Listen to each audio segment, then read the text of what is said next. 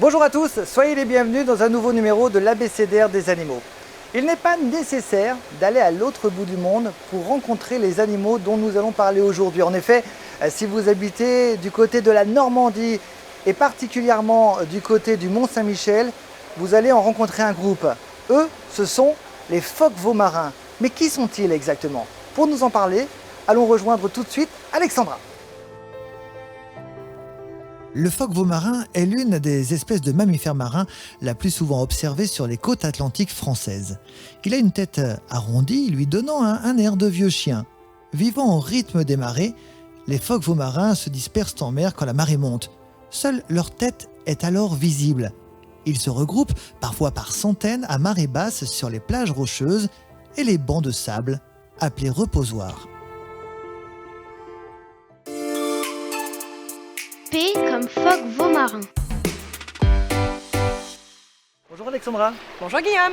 Merci de nous accompagner chez toi. Ici, nous sommes entourés de phoques-veau marins, mais combien y a-t-il d'espèces de phoques au monde? Alors, effectivement, là on est chez les phoques-veau marins, mais il existe en fait 18 espèces de phoques D'accord. qui sont réparties un petit peu partout sur la planète. On va regarder tout de suite, si tu permets, une première question. Quelle est la différence entre un phoque et une otarie? Alors Alexandra, quelle est la différence entre un phoque et une otarie? Alors, pour différencier le phoque de l'otarie, on a deux choses que l'on peut regarder. D'accord. La première, ça va être au niveau des oreilles. Mhm. Chez le phoque, en fait, on n'a pas du tout d'oreilles, on a juste un orifice, il n'y a rien qui dépasse. Un petit trou. Un petit trou, exactement. Contrairement à l'otarie, qui elle a un pavillon externe, en fait. D'accord. Donc ça se voit, Comme nous. comme nous. En plus petit quand même, hein. Mais c'est comme nous. Ça, c'est la première C'est la différence. première Il y en a chose. d'autres ou pas du tout? Il y en a une deuxième. Ah. La deuxième chose, ça va se jouer sur les nageoires. D'accord. Les phoques, quand on va les regarder, ils ont des toutes petites nageoires avant avec des griffes au bout, D'accord. alors que les otaries ont des grandes nageoires sur lesquelles ils peuvent s'appuyer. Est-ce qu'en matière de cris, il y a une différence aussi ou pas du tout? Alors effectivement, ils ont tous une façon d'aboyer différente. D'accord. Mais ça se voit aussi entre otaries. Donc Ok. effectivement, le phoque en a une autre. Mais vraiment pour être sûr, les nageoires, ça peut pas tromper. On regarde tout de suite une nouvelle question. Où vit le phoque-veau marin? Alors Alexandra, où vit le phoque-veau marin? Alors on a la chance parce que le phoque-veau marin, c'est une faune française. Donc D'accord. on va pouvoir le trouver près de la Manche, l'Atlantique, la baie de Somme, qui regroupe la plus grande colonie de phoques-veau marins. D'accord. Sur la planète, on peut le retrouver dans les eaux tempérées et froides de l'hémisphère nord. Et pourquoi s'appelle-t-il ainsi? Pourquoi appelle-t-on le phoque-veau marin le phoque-veau marin? Alors c'est une bonne question ça, Guillaume. Alors il faut Qui savoir... ressemble pas à un veau, hein? Pas vraiment, Non. non. Hein. On va plutôt dire à la tête de chien qu'à un veau, Oui, hein, on plus est qu'un veau, d'accord. Mais en fait, le phoque-veau marin, en latin, son nom c'est Phoca vitulina. D'accord. Vitulina. Et ça, en latin, ça veut dire veau. D'accord. Pourquoi ils l'ont appelé comme ça? Parce qu'à l'époque, paraît-il qu'on pouvait le chasser, ce qui est totalement interdit maintenant, bien sûr. Ouais. Et les premiers hommes qui ont goûté le phoque ont trouvé que ça avait le goût d'un veau. Bah, Du ça donne coup, pas envie comme ça. Ben hein. voilà, ça lui a donné son nom de phoque Le veau marin. pauvre. Mais effectivement, on arrête tout, on ne goûte pas. On Non. l'appelle comme ça, mais ça suffit. Allez, on regarde tout de suite une nouvelle question. Il a de toutes petites nageoires. Comment fait-il pour se déplacer sur terre et dans l'eau? Alors ça, c'est effectivement une question intéressante puisqu'il a de toutes petites nageoires. Comment fait-il pour se déplacer, que ce soit sur la terre ferme ou dans l'eau? Et quelle est sa vitesse d'ailleurs? Alors, il y a une grande différence effectivement de déplacement sur terre et dans l'eau pour le D'accord. phoque. Sur terre, il n'est pas du tout à l'aise, le pauvre, effectivement, avec ses toutes petites nageoires. Il n'a pas le choix, il faut qu'il rampe Ah oui, pour se effectivement. déplacer. Voilà. Il ne peut absolument pas se Ça mettre... sautille un peu. Voilà, il ne Ouais. peut pas se mettre sur les nageoires pour marcher, les nageoires ne sont pas adaptées. Donc effectivement, il va ramper et faire des petits sauts. D'accord. Dans l'eau, par contre, là, il est beaucoup mieux, il est bien adapté, il a une propulsion énorme grâce à ses nageoires arrière justement, Ok. et il peut nager jusqu'à 35 km/h en pointe. C'est pas Alors, mal. Bien sûr, en temps normal, c'est 10 km/h. Hein. Oui, bah, Mais tranquille. s'il a besoin d'y aller un peu plus vite, 35 km/h sans problème. Bon, alors, effectivement, tu nous parles de ces petites nageoires avec ces petites griffes, mais est-ce qu'il peut se gratter avec du pépère? Alors pas vraiment, parce que justement, il a du mal à les bouger, ses nageoires. Alors si ça reste au niveau de la nageoire, on peut dire que oui, mais sinon, en fait, il va se frotter. Sa technique, c'est ça, il va se frotter un petit peu partout s'il a besoin de se gratter. Allez, on retrouve tout de suite une nouvelle question. Combien de petits peut avoir la maman par an?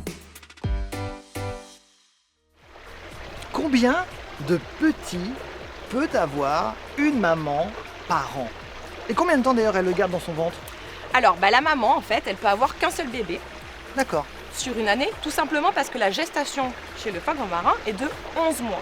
Ah oui, 11 mois de gestation qui est assez particulière parce que pendant ces 11 mois, pendant 2 mois à peu près, l'évolution du fœtus va s'arrêter.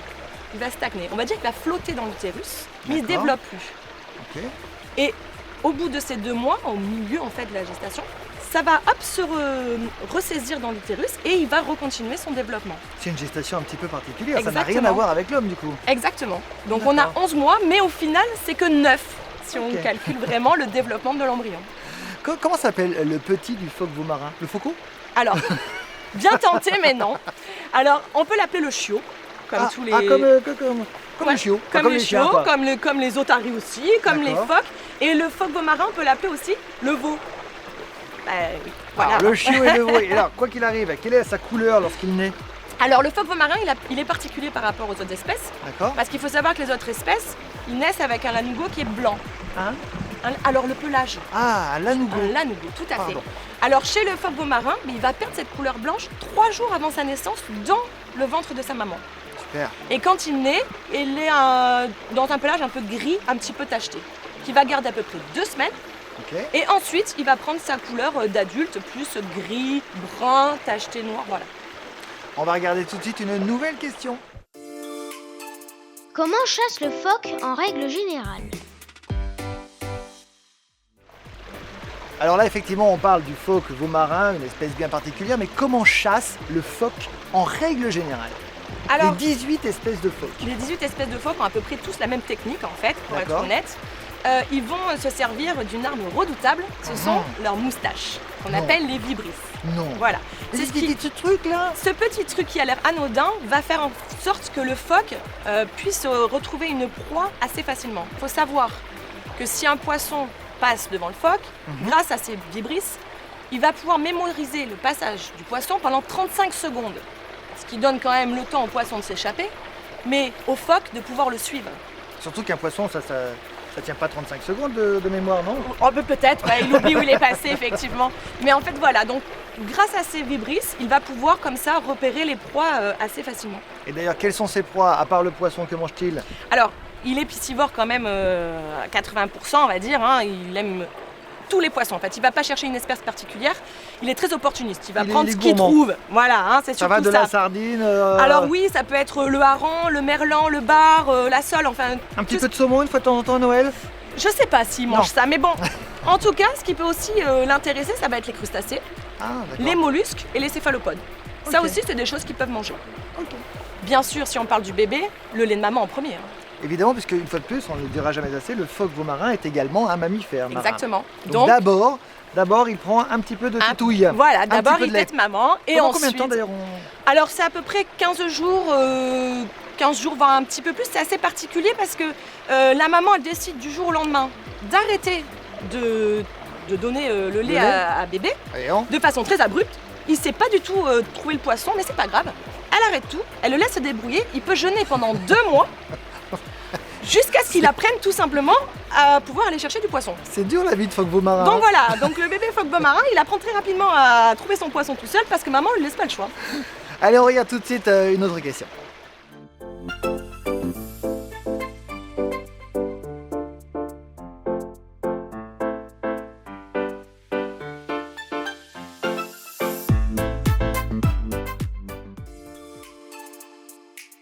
Est-ce qu'il mâche sa nourriture?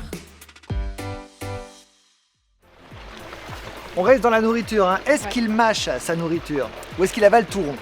Les Ah. otaries de Californie, on a vu à Mhm. plusieurs reprises qu'effectivement, elles avalaient tout rond leur poisson. Est-ce que c'est le cas? Mais c'est le cas aussi chez les phoques, effectivement. D'accord. Pourquoi alors? Euh, Parce qu'ils ont une mâchoire, pourtant, Ben, avec des ils dents ont et une tout. belle dentition, effectivement, à peu près une vingtaine de dents chez le phoque marin, Mhm. qui va leur permettre d'attraper les proies. D'accord. Mais ensuite, ils vont ingurgiter directement. Maintenant, si c'est un poisson qui est assez conséquent, qui est gros, ou qu'ils ont du mal à digérer, ils vont pouvoir les déchiqueter quand même en petits morceaux pour les avaler. D'accord, mais c'est pas comme nous. On ne Non. mâche pas pour avaler, on déchiquette pour avaler. Exactement. On va terminer par cette dernière question. Est-ce que c'est une espèce menacée? Alors non, le phoque marin n'est pas une espèce menacée. Dans le classement de l'UICN, il est en préoccupation mineure. D'accord. Il y a à peu près 600 000 individus qui sont comptabilisés, donc on n'est pas du tout dans une espèce qui est menacée, et tant mieux. Merci beaucoup en tout cas Alexandra pour toutes ces informations. Avec plaisir, Guillaume.